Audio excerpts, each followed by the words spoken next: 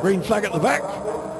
And it's grey, it's cold, but ideal racing conditions because the track temperature's been good. So away they go then, and Todd Ellis with Sam and Tom Christie almost forcing through the middle. I nearly went backwards off my chair, forcing through the middle. George Holden, Oscar Lawrence. Oh, how close do you want it? Curb your excitement. I know it's your boy out there, but what a cracking start, John. What a cracking start, yeah. I just hope it didn't go too soon because I saw him just move, but I don't know what were happening really, but yeah. Oh, there we go. Fantastic stuff. Holden and Lawrence on the blue bike, and there you've got Sam and Tom Christie, number 34, the Christie's second in the championship, and through into the lead goes Holden. Christie's gone wide, he's gone wide, too deep. Sidecar wheel on the curb there. Todd Ellis then up to second, and right down to fourth place then George Holden. Well, that was a really, really brave effort, but it's Lee Crawford. Lee Crawford profited from that, so he's in third. Lee Crawford 117, and the man in the chair with him, Jake Lowther. Normally that would be Scott Hardy. Scott Hardy, yes. Yeah, there you have it. Lee Crawford, new name for you on the long bike. On a Kawasaki as well. There's two Kawasaki's in this. Two Kawasaki's in the race. The second one in there then, the 93 George Holden. So, Cadwell Park, very narrow, very tricky, but it's a Sidecar Racers track, isn't it? Yeah, definitely. We love it. But it's a track of two halves. This is very twisty and turny, and just watch it. What was happening? What was happening there? The Sidecar wheel bobbing up the Christies and flipping it from right to left when it went really light. But they're leading Todd Ellis here. This is amazing stuff from Sam and Tom Christie from Beverley, not too far from here. So they absolutely are going at it, hammer and tongs, with Todd Ellis and Emmanuel Clement. A brilliant stop. But what a fight on the first lap. Yeah, definitely. That is proper Sidecar racing. And the Christie boys, the brothers, these two, they work well together. They understand each other, and they're just getting better and better at the game. But looks like Todd's going to make a move. Todd up the inside. Todd Ellis, Emmanuel Clement on the Santander Salt Yamaha through then on the Christie Engineering bike. So Ellis and Clement lead. So the old firm back in business. But there's a terrific battle. I saw just behind them, I saw George Holden challenging Lee Crawford. Has he managed to make it stick and get up into third place? We'll soon see. No, it's still Crawford and Holden. Then it's Rob Biggs. Rob Biggs with Lewis Blackstock and Paddy Rosney, the red number 95 bike. And they are down on speed, something like 6 miles an hour, John, through the speed track. Yeah, they changed some things. They changed the exhaust airbox. Oh, that's Biggsy. Oh, just went a bit wide. I don't know what's going on there, but they've been doing really well this weekend and found some speed that they didn't have, and Kiss the barrier. Wide, yeah. Kiss the barrier, but back in business. Well, that was a bit of a hairy moment for them. This is Lee Crawford, George Holden, and now this is great. Blackstock and Rosney, number 95, on the back of these. This is the battle for third. 117 in third, 93 in fourth, and then 95 in fifth place. Yeah, Lee Crawford's doing well. He's first time out, like you said, Barry, on this bike for this year, so he's doing really well. Now let's have a look at what happened here with Biggsy. Oh, the Sidecar wheel was bobbling up there. It was almost as if Jason Pitt wasn't out far enough. Yeah. It went light. It just went light, and he just couldn't do the left-hand corner. Well, George Holden's going to make an attack here. I'm sure up on inside. He's having a look, putting his nose in front. George, I think it's fair to say that George Holden, the son of the man sitting alongside me, so if he gets a bit excited and a bit parental, you'll have to understand why. Yeah, but, I'm sorry.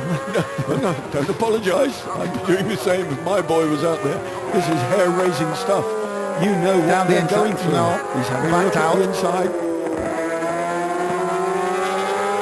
And looks like Lewis and Paddy are just sat watching what's going on, waiting to pick up the pieces. I have to say I'm impressed with Lee Crawford, 117.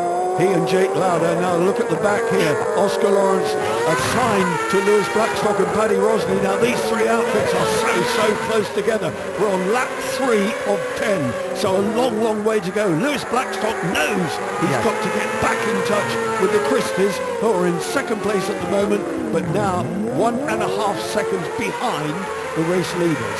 This though, the battle for third, and what a battle it is! All these sidecars are so evenly matched. There's wheels on the engines. They can't. The basically standard engine, so it's so close, so it's just down to driving and just... Yeah, I know what you're going through. George Holden looking every which way here on Lee Crawford. The Kawasaki there, engine prepared by Mark Fisher. And what a great job they do, but the Kawasaki in front equally as quick. Now, has Holden got anything here as they come up the rise? On the inside he's looking. No, there's a gap there, but no, Lee Crawford far too canny for that. And he, like you, Lee Crawford rides a short bike with equal prowess to the long bike. Yes, and they are different animals. They are completely different. What you got to remember as well, with Lee Crawford is the current British F2 champion. He's got great racecraft and he knows his circuits really well. Well, we saw him last year or the year before, I think it was last year, take a win at Donington Park in the wet on the short bike against these long bikes. The short bike's more suited to when it's damp and that. Blackstock, sorry to cut across your Blackstock and Rosny going through on the inside and putting it right across the grass, and that is cutting back this inevitable contact at the foot of the mountain. There's not room for two outfits through there. That's exactly what happened in the Sidecar Revival British Championship meeting.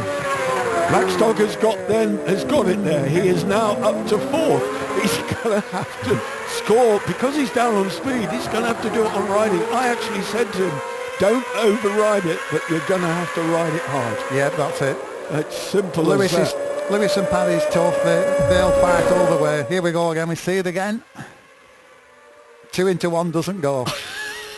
and poor George came out the worst of that one, but with Lee Crawford and Jake Lowther profiting. But now they've got Blackstock and Rosny breathing down their necks, and Blackstock, having been on the world scene, runner-up in the championship last year, leading the championship after Knockhill with double victory. He knows how to ride that long bike.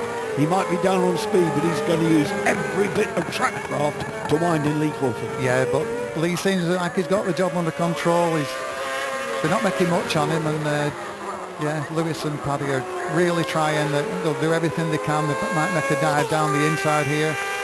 No, not quite. Are we going to get a replay at the foot of the mountain? Oh, goodness me. Lewis Blackstock and Paddy Rosny then. Here we come into the chicane. The chicane put there for good reason to slow down the entry speed into this next left-hander at the foot of the mountain. Not quite close enough, but nearly. But he's stalking him. Yes. He's stalking him. He's on his case. Jake Lowther looking behind, and he knows the ability of the 95 red outfit behind him. He knows the ability of the man at the handlebars, the man with the throttle in his hand, who's absolutely, you have to say, they're all riding the wheels off of that. They are. They're pushing these things really hard, and we're not watching the leading two, we're watching this proper race here. I don't know what's happening with the front two. Well, 4.5. Yeah. Rob Biggs, number 5, I'm hearing, is out of the running, so that's a shame. Rob Biggs and Jason Pitt out of the running, but look at the gap at the front. Ellis then has 4.3 seconds, 4.4 seconds over Sam and Tom Christie, but this amazing battle for third place is very much alive. And now George Holden has got second wind. He's having another go here. The Kawasaki on the back of the red Yamaha. The Express Tyres Services Yamaha has lost ground again on Lee Crawford because they've just come off the fastest part of the jam. The Kawasaki just seems to have the legs on the fast straights, and but look at it, they're all three of them are trying to eat it. Oh, Blackstock was so tempted then, wasn't he? He saw a little gap. I nearly fell backwards off my chair at the start of the race. It was absolutely hectic. These three are trying real hard. What great racing. Blackstock and Rosny. We are on lap 6 of 10, so 2/3 race distance. Lewis Blackstock has got to get this job done. Lee Crawford then heading for a podium here, but still a long way to go. Absolutely nailed together, aren't they? They're like fastened together. Lee's doing a fantastic job with young Jake outside of him.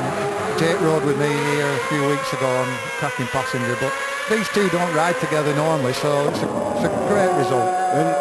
And it's important, of course, that you get to know the passenger. Now, Blackstock and Rosny have been together a long time and through on the inside. No. It was a good, the camera angle. It was a good try. That absolutely was a good try. And I thought, oh no, not again, don't kiss fairings and don't end up in a heat. We want this to go all the way to the end. The thing is, when you make a move like that, you get dropped off, you lose a few yards, and then you've got to build it back up again. So once you've had a try, and then you just get dropped. Well, with Blackstock 95 and your boy George scrapping as the way they are, that's giving Lee Crawford, every time that happens, he can breathe again and just pull that gap out a little. Just that bit, yeah, just gives him that little bit of a breather. 131.264. That is a new lap record from Todd Ellis. He came here at 131.617, and that was on lap 3. So exciting was this. I missed the whole point that he did another lap record. That's amazing. That is absolutely the fastest three-wheel lap record or three-wheel time around Cadwell Park, regardless of the engine capacity. Yeah, these two are class, aren't they? They just make it look easy. Well, 2017 French champion passenger Emmanuel Clément with Sébastien Delanois, and that to her must have been a long time ago in her short lifetime. Todd Ellis now, of course, 28. She's still 25. Let's get back to this battle here. There we go. Blackstock has gone wide and Holden has gone through. That's it. Oh, he's shaking his head. He's Lewis. I don't know what's going on, but he's not happy. Oh dear. That's slowing. The number 95 outfit is slowing. Lewis Blackstock slowing up to 4th place then. George Holden, Oscar Lawrence. Is there another podium here? We're on lap 8 of 10. Now they've got a clear track ahead of them to wind in Lee Crawford. Blackstock has dropped back dramatically. Let's see if we can get any idea of what happened there. Once he went wide at Barn, that was it. He just seemed to lose all momentum. Yeah, I don't know what happened there. He has dropped off. He's dropped. Yes, that's disappointing for Lewis because he needed the points to keep his championship alive. George Holden, Oscar Lawrence. Well, these guys then firmly in 5th place. They qualified 6th, and now they are in 5th place. But this is the battle now for the final step on the podium. Has George Holden got what it takes? Kawasaki plays Kawasaki. A little bit of the barrier flew there. George is really trying, but Lee's cool. He's calm, and he's a proper racer. So, well, where's it going to be? Come on, Kawasaki versus Kawasaki. So no real power advantage. Where's he going to make his move? He's just going to have to dive somewhere, shove it up the inside, or do something like that. But he's running out of time, so it'll have to be a do or die sort of move. On lap 9 of 10, penultimate lap, and there's bits of debris flying right, left and centre. Goodness knows what got pulled onto the track, because some of these sidecar wheels have been dragging across the tarmac and across the grass. Here we go then. Yeah, he'll slipstream him and then jam it up the inside. Here we go. Holden then having a look. Lee Crawford knows he's there, and he's going to close the door, go across the apex, which he does. Good racecraft from a very experienced cycle racer, Lee Crawford. As you say, F2 champion, who's now pledged and committed to the long bike for the rest of this season and hopefully into next year. Jake Lauder, quick look at the side, and here goes Holden. That's the opportunity. No way through. No, he tried to get on the gas soon there, and again he's trying to get on the gas here. And he's done it. He's done it. Oh no! Is it going to end in tears? Oh goodness me! That's it. But they're safe and sound. Yeah. That's it then. Lee Crawford has got 3rd place nailed. But what action we've seen. Like we said, it's got to be a do or die move, and it was. He tried. He tried. He absolutely tried. Lee Crawford and Jake Lauder, talk us through it. Yeah, George just spotted a bit of an opening and went for it, but no, it just wasn't going to be. And then why did the back suddenly break away? They were side by side. He wasn't in the turn. No, I don't know what happened there.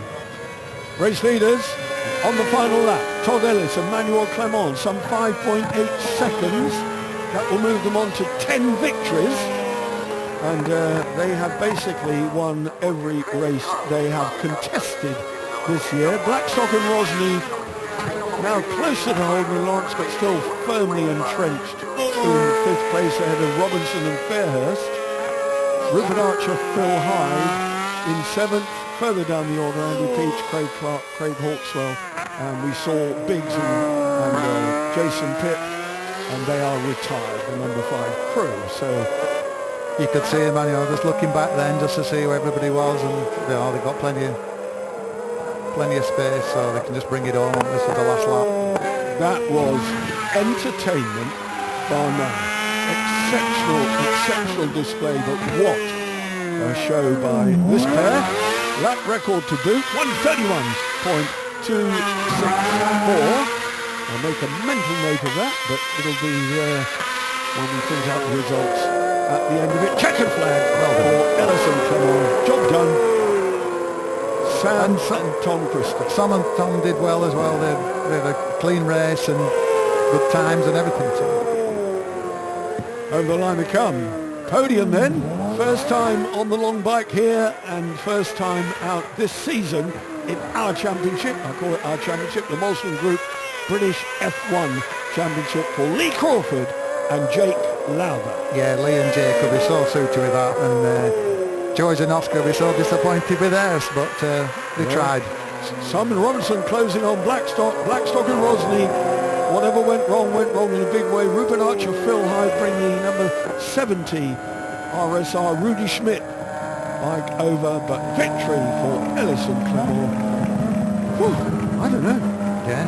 What? I'm breathless. That was pretty exceptional stuff, I think. Good race for these. That was a tough race. I think their combined ages are still in. Put it that way. I'm not going to divulge any trade secrets, but goodness me. What a performance by Ellison Clement. What a first 2 laps by Sam and Tom Christie, who really, John, gave it their best shot, did they not? Yeah, good times from Sam and Tom, 1:32.9.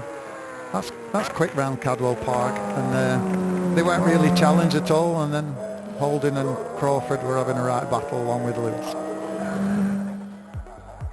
Well, confirmation of that, and it was 8 seconds at the end. Christie's in second place. Podium then for Crawford and Lauber. Holden, Lawrence, Blackstock. What a battle we saw from those boys all the way through. Robinson, Archer 7th, Peach 8th, all valuable points all the way down the order. Hawkswell and Taylor, the has-beens boys. Has-beens in name, but not in nature, I can tell you. 6 points for 10th.